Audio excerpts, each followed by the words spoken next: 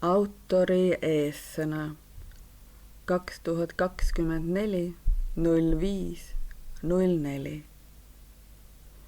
Nüüd, kui olen lõpetanud käesoleva raamatu põhitekstide helikandjale salvestamise, näen, mida need tekstid minuga teevad.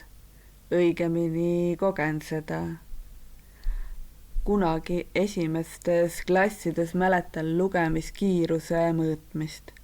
Mäletan, et polnud kiiresti lugemises eriti hea ja mäletan, kuidas see mind ummikusse ajas. Täna näen tagasi vaadates seda, kuidas kogu õppetöö hakkas selle ummikusse jooksnud hunniku peale kuhjuma ja näen ka seda, et kui saan loo sees oleva tundega kehasse sügavama ühenduse, hakkab tekst justkui võluväel voolama. Praegu seisab ees veel osade tekstide läbikuulamine ning kõrvalisest olmemürast puhastamine. Selle tegevuse käigus on olnud huvitav kuulda, kuidas häälekõla, lugemise rütm ning kiirus ja ka sujuvus muutuvad vastavalt loetava teksti iseloomule. Mõned lood hakivad pisut, justkui kusagile takerdudes ja mõned voolavad pehmelt otse läbi südame. Ja mõnikord muutub hääle tonaalsus väga tugevalt ja see pole tahtega muudetav, vaid meie sisemine ruum ning hetke keskkond on siin mõjutajateks. Olen otsustanud, et ei hakka kõiki lugusid ühesuguseks, sujuvalt voolevaks lihvima. See oleks elutöö, ehk ju see ongi mu elutöö. Ootan huviga, kuidas mu hääl mõne aasta või isegi kuu pärast saab kõlama. Ma muutun, ruum muutub ja nii ka mu häälekõla, kuid samas on aeg oma praeguse häälega harjuda. Jah, see esitus pole täiuslikult puhas ja alati ei kõla hääl nii, nagu sooviksin.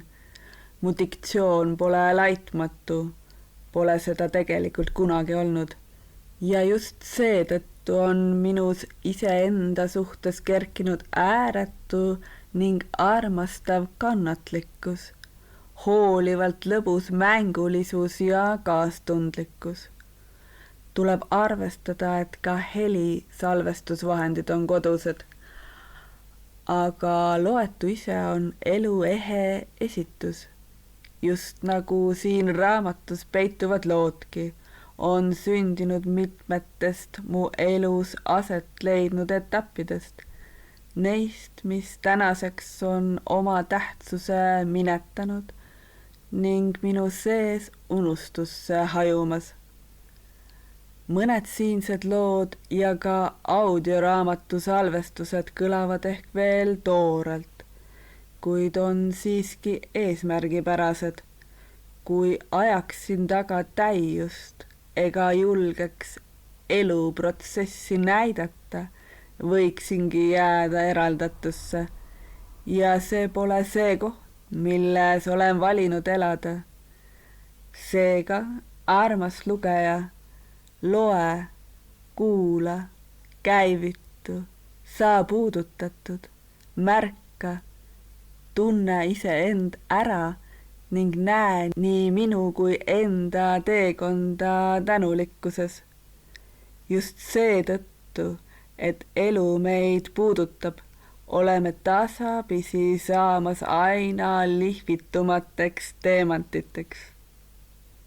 Ja ma palun, märka seda valgust ning tunne seda soojust, mis läbi südame särab.